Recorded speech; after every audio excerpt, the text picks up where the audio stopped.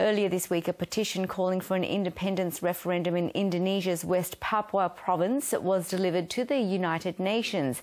The petition was signed by 1.8 million people and handed to the UN's Human Rights Chief, Michelle Bachelet.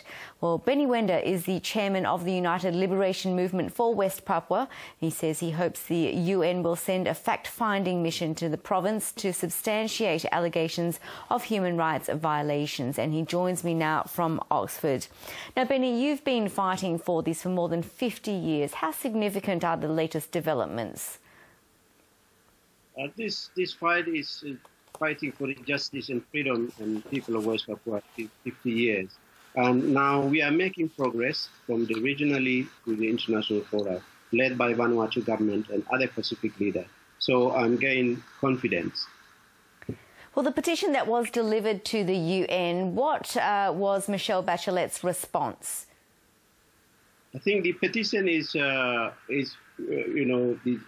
happened in 1969, we refuse, and the collective voice, the people of West Papua, 1.8 million, refuse Indonesia illegal occupation. Now we present it to the United Nations, to the United Nations High Commission in Geneva, calling for the new referendum. And that's up to the UN to decide, because what happened in 1969, UN involved, big power involved, a victim, and our right to self-determination. So now time for the United Nations and big power to review it and give the West Papua another chance to choose their own destiny. That's what this petition about. Well, as you've mentioned, you've presented a similar petition before. What is different this time around? What role did Vanuatu play in this? The Vanuatu government facilitate to handling these petitions. And we did, 2017, we did the independently, submit to the chairman of the C24 already. And that's independent, but this time officially support by Vanuatu government, we handled it. And how hopeful are you of achieving the change that you're petitioning for? I think this is the great achievement, because 50 years we are crying for justice and freedom. We cry for the help. No one hear our cry for justice. No one hear our cry for freedom. In fact, that through the petition, now the world can see why this petition about. This petition, people already fought for the referendum. So we hope that United Nations, Indonesia government, and big power to organize, let the people of West Papua to hold a referendum. And what's important is that if it happens, it can be done in peace. But there are allegations of violence reported from both sides of the divide. What's your response to that?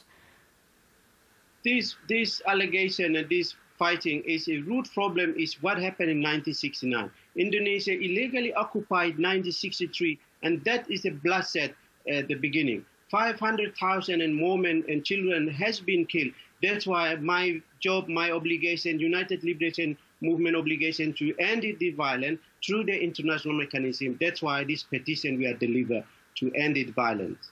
And what are your thoughts on the position of the PNG government on all of this? I know the PNG government very difficult position because of border issue. But now my message to the people of Papua New Guinea and the Papua New Guinea government to review your foreign policy and reclaim your ancestral land from Sorong to Samarai. We are one culture, one Tumbuna, one ancestor. There's nothing to fear. We are this colonial power, a colonial border put just 60 years. Before that, we are free people. So that is why I'm calling for my brother and sister in Papua New Guinea. You will reclaim your ancestral land now from Sorong to Samarai. Do you think you'll see this change happen in your lifetime? It will change, because human making history, I'm making history, and it's our lifetime, because my brother and sister across the Pacific government are behind the campaign, particularly Melanesia, Micronesia, Polynesia, and whether in Maori or Australia, they are behind the campaign. I'm confident that we achieved our independence. Indonesia cannot hide anymore the issue now in United Nations level. It's not domestic issue, but this is now international issue, regional issue. And I know that New Zealand and Australia government look at their foreign policy, but I'm calling now to review it. Look at this is there's humanitarian ground. People of West Papua are great danger. Indonesia committed genocide. I hope that need to review and to look at the West Papua resolve an international mechanism. That's what we are calling now. And what are the human rights abuses that you allege the Indonesian armed forces are committing? Since that's as I said, since Indonesia occupied 1960 until today, we don't have any freedom to speak. So that's why Indonesia get away with impunity. West Papua become a militarized zone in the Asia Pacific. West Papua become a war zone. This is why they are calling to review what's happening in West Papua, whole thing. And Benny, what are the next steps for you in the coming weeks and even months? We hope that through the petitions, we optimistic because Vanuatu, small country, but a big heart. And this is like fighting David with the Goliath.